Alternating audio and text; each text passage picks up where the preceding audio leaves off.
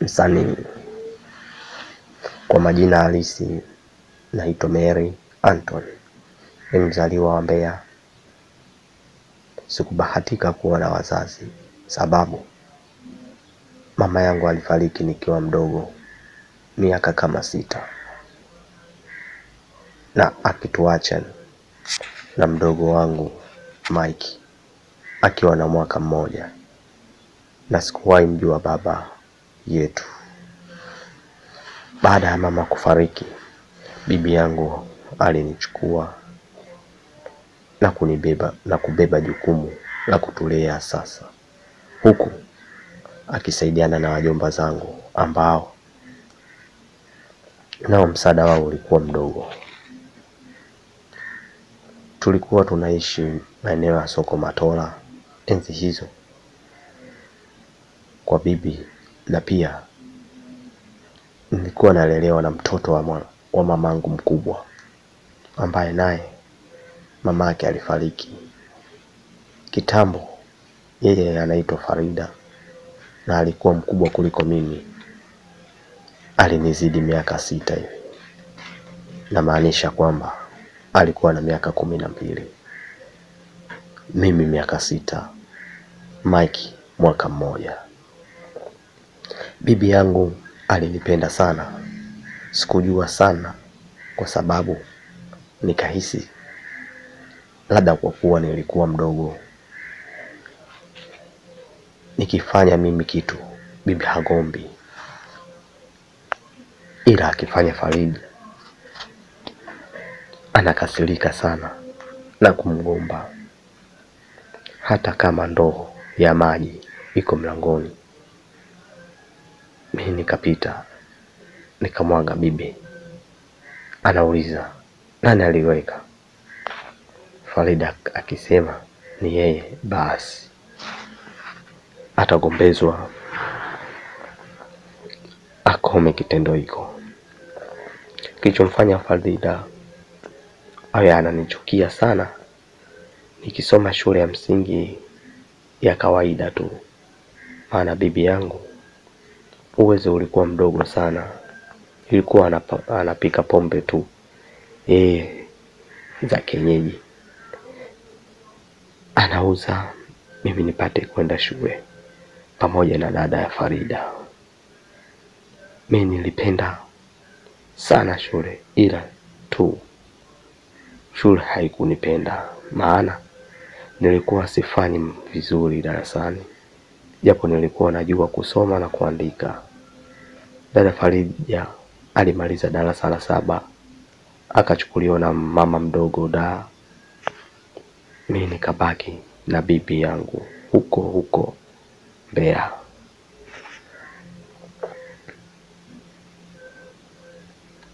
Nikiwa nasoma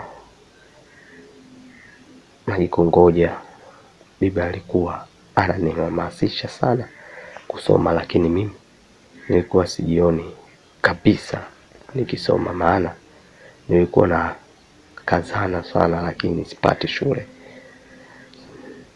Mimi ni karibu na kufunga mkia tu, hadi nilijikuta nakata tamaa kabisa. Ilipata miaka nikamaliza shule ya msingi.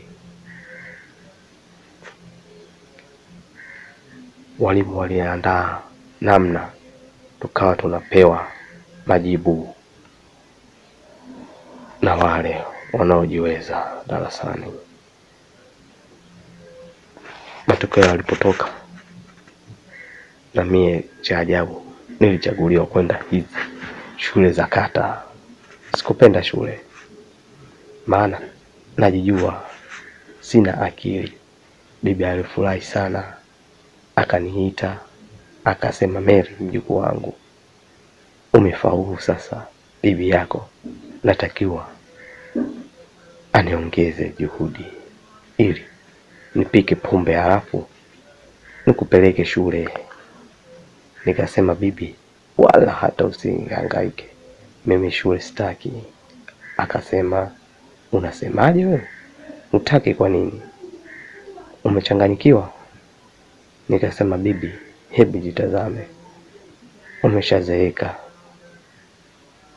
na kumpika hayo mapombe yanazidi kukuchosha.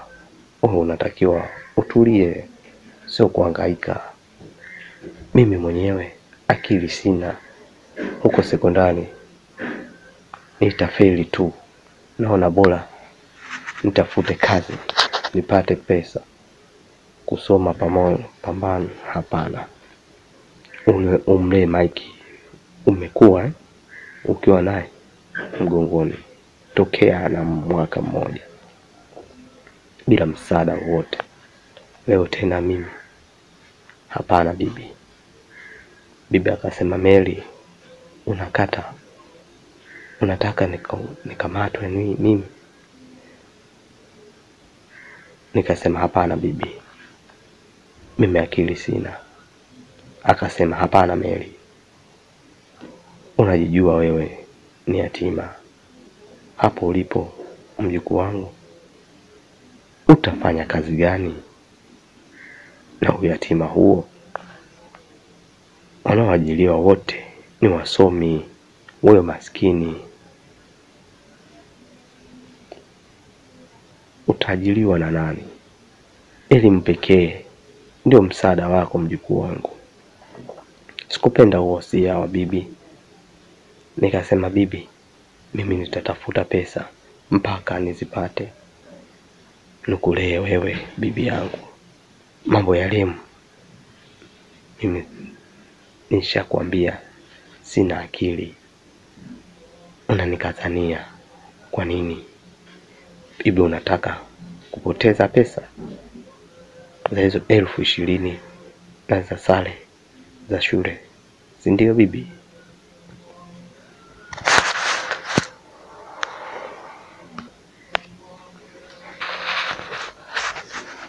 Unataka kupotea pesa zako hizo 20,000 na sare za shule, si ndio? Bibi, nitafanya hata biashara nisipopata kazi, lakini kusoma mimi nimekataa. Nitazisaka pesa nizipate, lakini swala la wewe kupika pombe unalalamika gongo tokea mimi naanza shule mpaka leo hii siwezi vumilia bibi yangu. Wewe ndio mama, sitaki kukupoteza. Nililalamika, bibi aliniangalia akatoka. Niliingia chumbani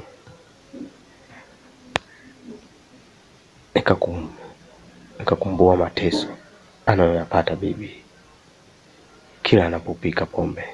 Mara aumwe kifua, mara nini, mara aombe kwa watu pesa, wanamjibu vibaya. Hapana, lazima nikasake pesa nimlee bibi yangu. Sasa ni zamu yangu. Nilijiapiza bibi yangu anaishi Mbeya mjini, soko Matola, lakini nyumba haina umeme. Madirisha tumeweka matofali kwa juu, karatasi. Nyumba chini ina vumbi, maji kwa majirani. Yote hiyo walinipa mawazo sana. Sikupenda, maana nilikuwa na marafiki ambao nilikuwa nikienda kwao naona mambo sio kama kwa bibi yangu. Hana nguo, anafanya kazi, mimi nisome. Akate akili sina. Siwezi. Wajomba zangu wawili walikuwa wanakunywa sana pombe kipindi hiko, hata wajui mama yao anaendeleaje. Huku mdogo wangu Mike naye akiwa darasa la 3 kipindi hiko alikuwa majukumu ya bibi. Hapana, sikubali kabisa.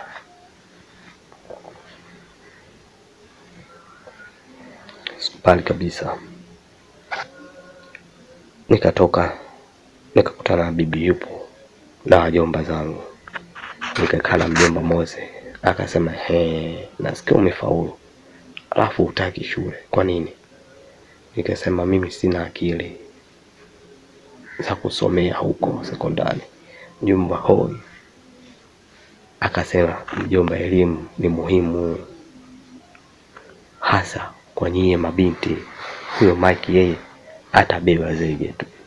Wewe je? Nikasema sitaki shule.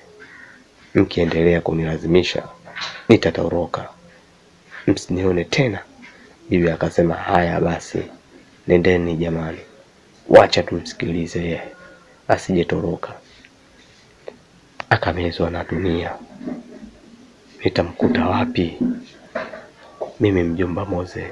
Akasema mama alitita ili tufanyaje wakati wewe mwenyewe ndiye umefunga huo shauri kupambana naye. Bibi akasema muende basi, nitapambana naye mwenyewe. Wakaondoka. Mimi nilinuna sana. Nikaingia chumbani. Siku hiyo hata chakula sikulala. Bibi naye maskini hakulala. Alikuwa kila muda anakuja anasema Meli, sasa unalala mjukuu wangu bila kula, njaa itakuwa. Meli, nimekuwekea samaki juu ya kabati na ugali, njaa ikikuuma ule. Nilijisikia vibaya vile bibi halali. Nilijua ananipenda sana. Nikatoka nikachukua chakula. Bibi akaniletea maji ya kunawa na ya kunywa, naye akakaa pale nilipokuwa nakula akiwa ananiangalia.